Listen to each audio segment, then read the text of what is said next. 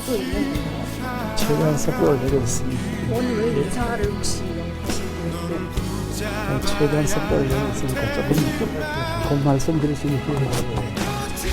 국민의힘은 혁신위원장으로 인요한 교수님을 모시고자 합니다. 저는 특별히 귀화한 전라도를 사랑하는 대한민국 국민입니다. 영수회담을 요청해 머리를 맞대고 해법을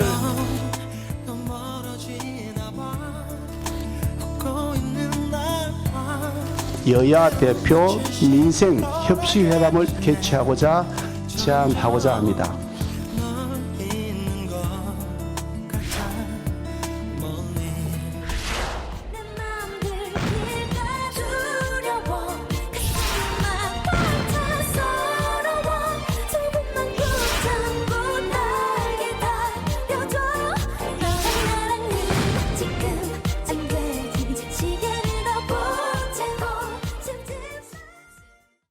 네, 저희가 딱딱하지 않게 한번 영상 재미있게 한번 구성해봤고요.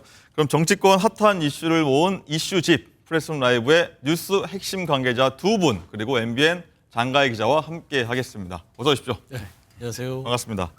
자, 첫 번째 이슈 바로 들어가겠습니다. 인요한 의료입니다. 장 기자, 누가 되느냐 뭐 말들이 많았던 국민의힘 혁신위원장에 정해졌다고 하는데 한번 브리핑해 주시죠. 네, 인요한 연세대 의대 교수가 혁신위원장으로 선택이 됐습니다. 이 혁신위원장 자리는 지난 11일에 국민의힘이 보궐선거 참패를 딛고 당 쇄신을 주도할 역할을 뽑은 건데요. 인요한 교수 눈에 많이 익으실 겁니다. 박근혜 전 대통령이 당선인 시절에 인수위 국민대통합부위원장을 지냈거든요. 네. 그래서 보수정당하고 인연이 참 깊고요. 그리고 인요한 교수 19세기 미국에서 온 이 선교사 유진 벨의 증손자이고 전라도 순천 출신입니다. 연세대 의대 졸업했고 1993년 한국형 구급차도 설계를 했는데요. 2012년에는 대한민국 1호 특별귀화자 자격을 부여받았습니다. 오늘 최고위에서 김기현 대표가 한 말 중에 가장 인상 깊은 말이 이 혁신위는 누가 위원이 될지 어떻게 활동할지에 대해서 혁신위가 전권을 가진다 이렇게 말을 했거든요. 혁신위가 출범해도 당대표에 종속되고 또 권한도 없을 것이다 이런 말에 대해서 우려하는 목소리를 좀 의식한 것으로 보이고 있습니다. 네, 브리핑 잘 들었습니다. 윤석 대변인. 네. 오전 최고위 예. 같이 가셨었죠? 예. 어떤 분위기였습니까? 뭐 어떤 논의가 거쳤는지도 사실 궁금하고요. 이면에. 일단 인요한 교수의 이 혁신위원장 내정 관련해서 김기현 대표 설명이 있었고 굉장히 늦은 시간에 어제 늦게 결정이 됐기 때문에 그 상황에 대해서 공유하는 자리가 있었고요. 바로 저희가 내부적으로 동의를 한 상태에서 의결 절차를 거쳐서 정식으로 임명이 됐습니다. 그렇군요.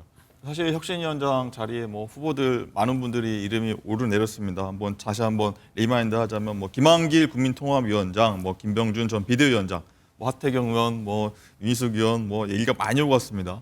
적임자로 인요한 교수를 낙점한 가장 큰 이유는 뭔가요? 세 가지로 볼 수 있는데요. 호남 출신 사회운동가라는 상징성이 있겠습니다. 혁신위원장에 걸맞는 그런 상징성을 갖춘 분이라고 볼 수 있고, 두 번째는 혁신에 대한 진정성을 들 수가 있는데요. 방금 장가희 기자께서 말씀하셨지만 인요한 교수가 가진 독특한 배경, 가문의 배경이 있지 않습니까? 그 과정을 통해서 이분이 어떤 분인가, 이 사회를 위해서 우리 비록 외국인으로 저희 이제 국적을 취득하신 분이지만 우리나라, 우리 사회 발전을 위한 어떤 마음을 갖고 있었느냐를 충분히 알 수 있다. 그 점에서 진정성. 마지막으로 전문성인데요. 인요한 교수가 그동안 우리 사회를 위해서 또 좁게 보면 저희 당을 위한 쓴소리를 계속 해오셨던 분입니다. 당을 잘 아시는 분이라고 볼 수 있고 당 밖에서 객관적으로 저희 당의 문제점에 대해서 많이 알고 계신 분이라는 점에서 혁신을 담당할 수 있는 전문성까지 갖췄다 이렇게 보겠습니다. 서영주 부대변인. 네. 뭐 혁신 얘기 나올 때마다 최근에 민주당 김은경 혁신 얘기를 빠뜨릴 수가 사실 없는데 뭐 달갑게 듣지는 않으실 텐데 상대방 입장에서 봤을 때 이번 혁신위원장 어떻게 보셨습니까?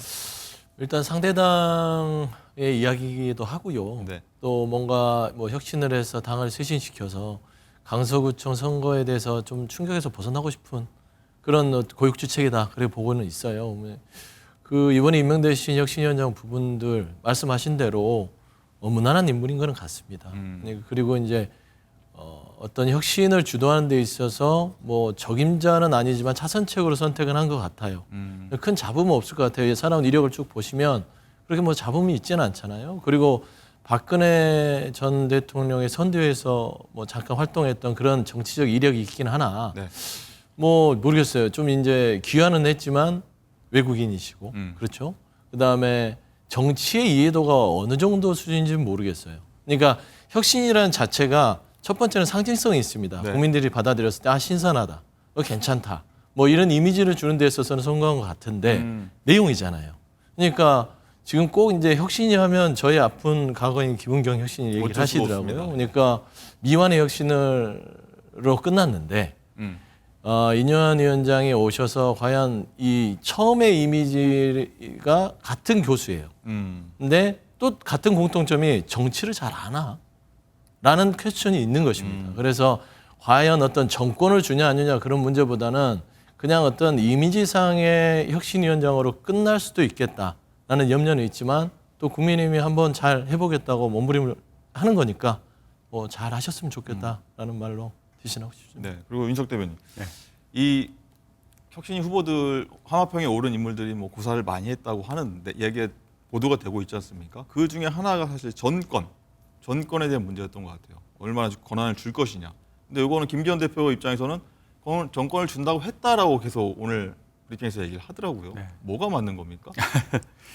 전권이라는 게 이제 혁신위를 구성을 해서 독립적으로 운영을 할 수 있느냐 여부 아니겠습니까? 그 부분에 대해서 김기현 대표가 계속 그 접촉하시는 분들한테 다 전달했다는 건데요. 방금 전에도 말씀하셨습니다. 혁신위가 전권에 대해서는 혁신위가 알아서 결정하라는 거예요.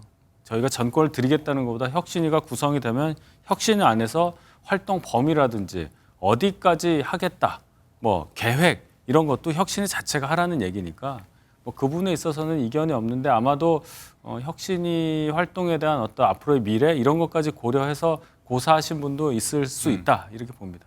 그걸 혁신위가 내놓는 안 그럼 받아들이겠다 이렇게 이해를 하면 될까요? 이번 그렇습니다. 그게 안 되면 의미가 없지 않겠습니까? 저희가 혁신위원회를 띄운 이유는 강서구청장 재보선 민심을 통해서 저희가 바뀌어야 한다는 걸 느꼈고 그것을 국민들께 바뀐 모습을 전달하기 위한 하나의 행위인데 네. 그 혁신위 활동에 대한 결과를 안 받아들인다면 결국은 그것은 민심을 거스른다고 볼 수 있다. 그렇기 때문에 무조건 저희는 혁신위 결과를 받아들이겠다 이런 말씀을 드리겠습니다. 네, 서영주 부대변인 네. 묻고 계신데 민주당 쪽 전례를 들어봤을 때 조금 의미심장해서 올리신 게 아닌가 싶은데요. 네, 김은경 혁신위 때도 비슷한 얘기를 앵커들이 많이 했었어요. 네. 정권을 주는 거 아니냐. 네. 당시 이재명 대표도 정권을 준다는 식으로 얘기를 했습니다.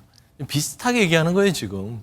김기현 대표도 정권을 주고 독립적 자율성을 하라고 하는데 지금 윤희석 대변인께서 그때 제가 했던 답변하고 똑같이 하세요. 아 똑같나요? 네, 그래서 이제 좀 제가 살짝 미소를 띄었는데 중요한 건 그렇습니다. 혁신에 정권을 줬지만 정권이라는 것은 혁신에서 결정된 것을 지도부가 그대로 받아들이느냐 이 문제거든요. 근데 이 정당 정치에서 당대표 그다음에 지도부가 혁신의 안을 그대로 받아들이는 게 쉽지 않다라는 측면에서는 국민의힘도 우리 민주당이 전체를 밟지 않았으면 좋겠다라는 좀 당부를 드립니다. 뭐 한 3개월 뒤면 뭐가 결정이 되겠죠. 어떻게 될지 한번 지켜보도록 하겠고.